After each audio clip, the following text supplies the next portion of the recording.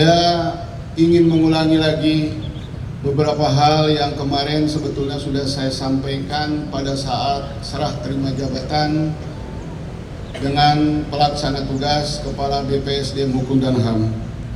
Ada beberapa arahan Menteri Hukum dan HAM yang disampaikan langsung kepada saya sebelum saya mengikuti pelantikan pada minggu lalu di Kementerian Hukum dan HAM. Yang pertama, Bapak Menteri menyampaikan bahwa saya diminta untuk melanjutkan apa yang sudah dirintis, apa yang sudah dilaksanakan oleh PLT Kepala BPSDM sebelumnya berkaitan dengan pelaksanaan Kementerian Hukum dan HAM Corporate University. Untuk itu, minggu-minggu ini saya akan mengambil beberapa langkah.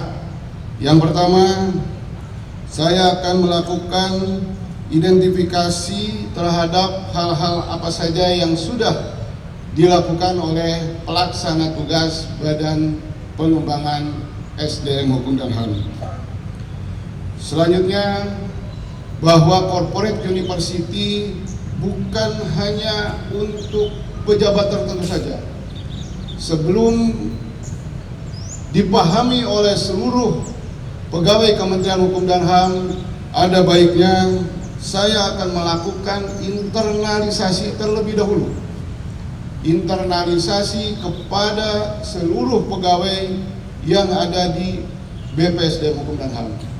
Saya akan melakukan pretest, saya akan melakukan postes, sehingga apa yang disampaikan oleh Bapak Sekjen pada saat serah terima jabatan yang lalu, bahwa nanti para pejabat media iswara utama, asesor utama, pimpinan tinggi pratama maupun pejabat struktural akan ditugaskan ke seluruh kantor wilayah untuk melakukan sosialisasi terkait dengan corporate university. Saya mengharapkan nanti kita memiliki platform yang sama terhadap permasalahan atau terhadap corporate university, sehingga ketika kita laksanakan di kantor wilayah, semua memiliki pemahaman yang sama berkenaan dengan corporate university ini.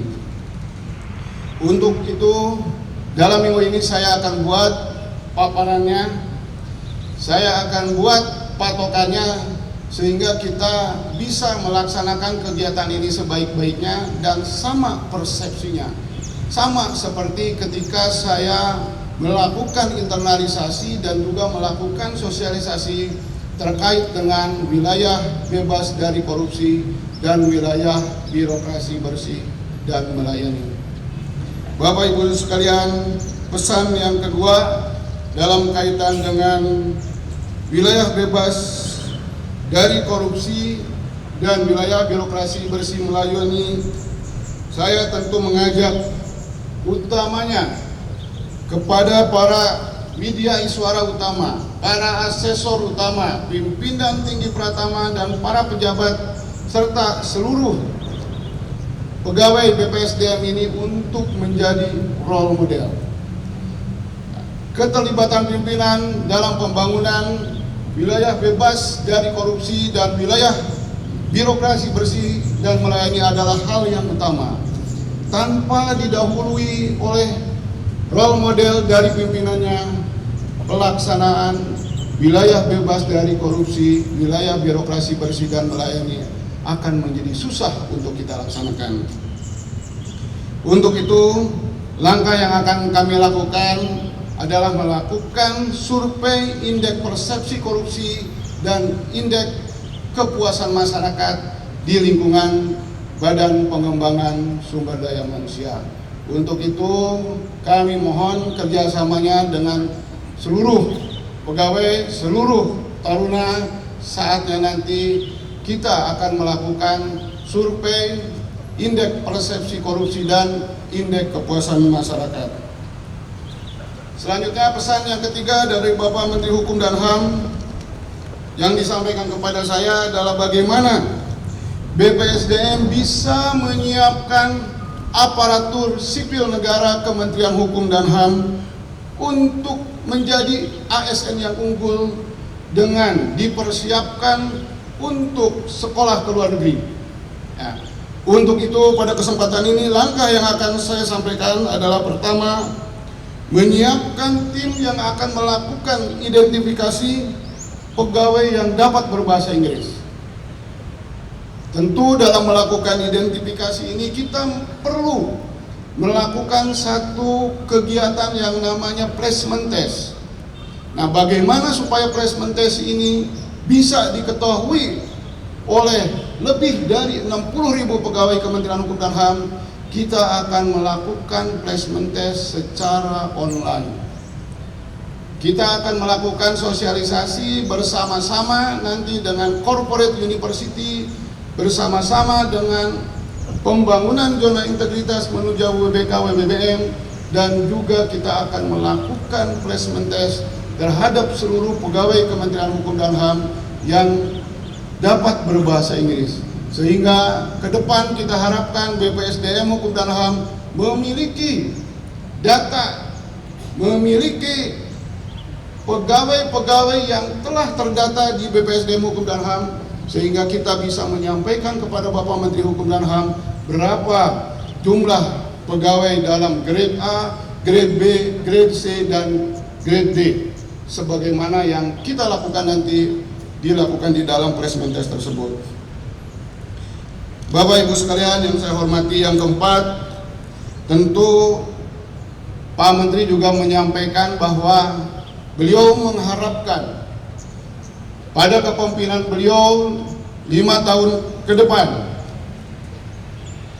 BPSDM bisa menyelesaikan pembangunan Politeknik Keimigrasian dan Politeknik Ilmu Pemasyarakatan yang ada di Tangerang.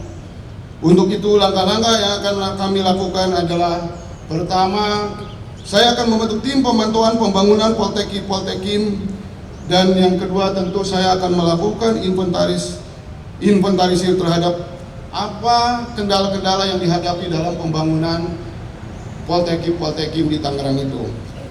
Dan pada kesempatan ini nanti saya minta juga kepada Dir Poltekim dan Dir Poltekim sore hari nanti untuk bisa bertemu saya, berikut juga dengan para pembina Poltekim dan Poltekim. Bapak Ibu sekalian, dan untuk seluruh pegawai Badan Pengembangan Sumber Daya Manusia Hukum dan HAM, sebagaimana di dalam sertijab saya sampaikan, saya mengusung 5 moto. Yang pertama, BPSDM dari huruf B, kita wajib melakukan bersih-bersih di BPSDM ini. Yang kedua, P berarti prestasi.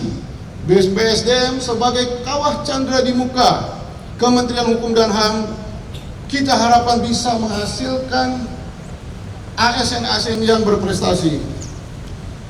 S, semangat.